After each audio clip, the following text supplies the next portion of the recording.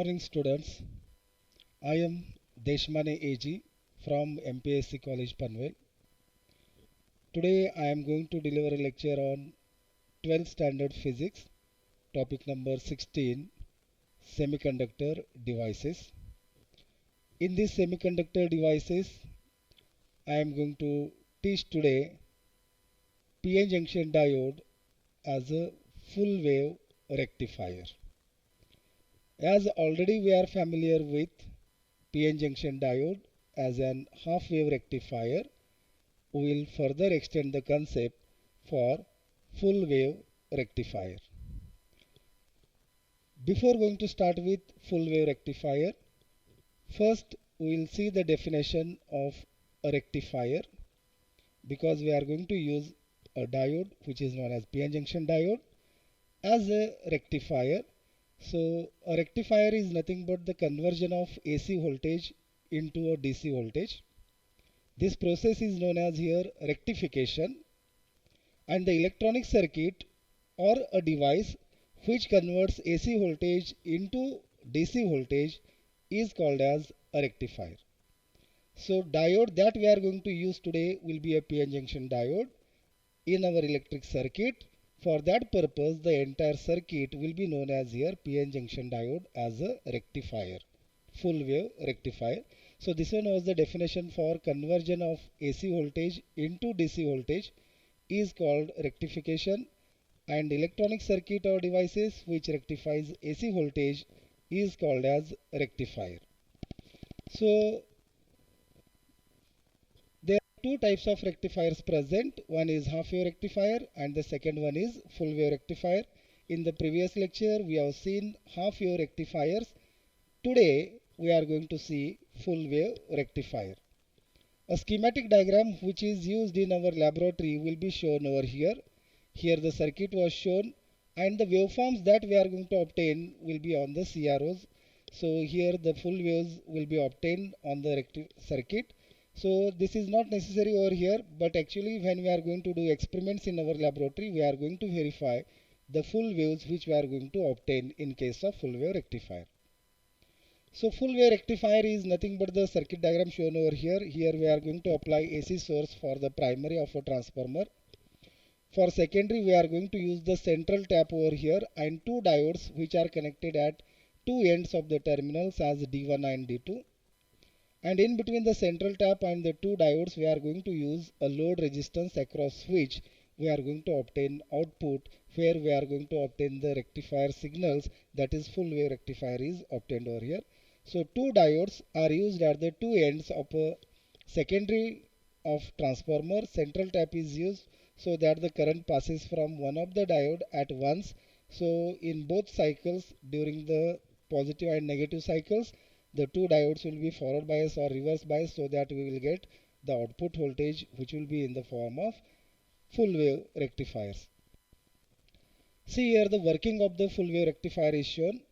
During the positive half cycle, as the current goes on changing over here, the same will be moving across D1, whereas D2 will be in the reverse bias, that is it will act as the open circuit.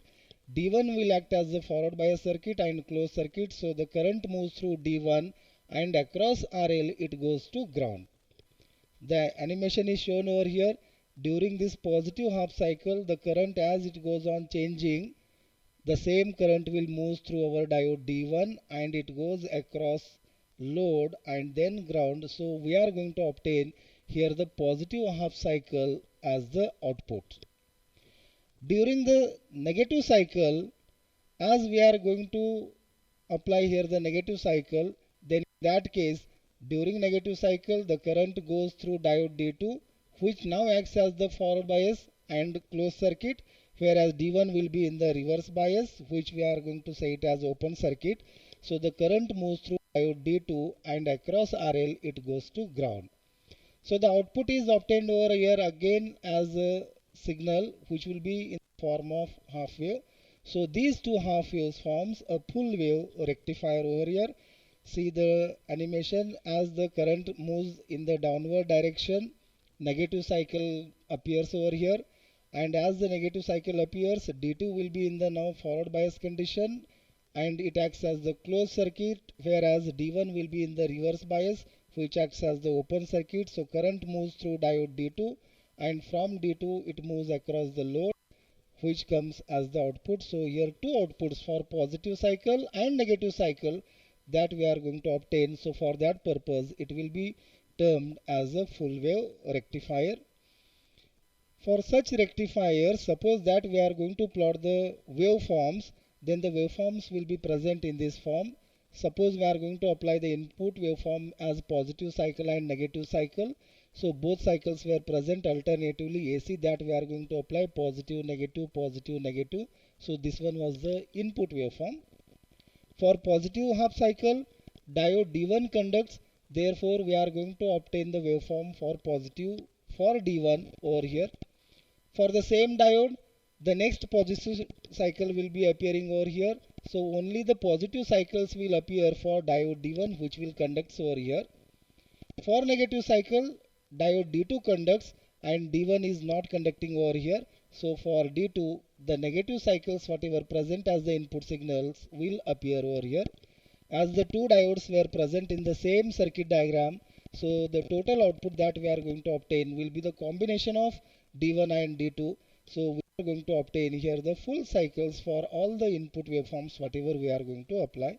So which we are going to call it as a full wave rectifier, and these are obtained by using two simple diodes which we are going to call them as PN junction diodes. So it will be termed here as the PN junction diode as a full wave rectifier. So the experimental diagram is shown over here. Two cycles were present, positive and negative. This will be known as here input signal, which will be in the form of AC. So this AC input is applied for the primary of a transformer, and during the positive cycle, diode D1 conducts, the current moves across over here from A to diode D1 and across load, and it comes to central tap. During the negative cycle, the current moves from B to diode, diode to load, and it comes to central tap. So during these two, the two output signals were shown over here, which we are going to say them as output DC signal. So this one was the experimental diagram which we are going to draw in our examinations. Input signal carries half mark, whereas output signal carries half of 1 mark, because half cycle that we are going to obtain for D1 will be carrying half, whereas for D2 again it will be carrying for half. So the output signal is having here total 1 mark, and 1 mark will be explanation and circuit diagram given over here. So the question comes in your examination for 3 mark question. So you will have to draw the diagram and explain it properly so that you will get full credit for the given question. Now we will see the advantages of a full wave rectifier over here. There are three advantages present for a full wave rectifier. The very first one that given over here will be rectification takes place in both the half cycles of the AC input. For AC there will be two cycles present, positive and negative. During these two cycles, as there are two diodes present, so both diodes will be either forward bias or in reverse bias at a time. So for two cycles we are going to obtain the total output as rectified output.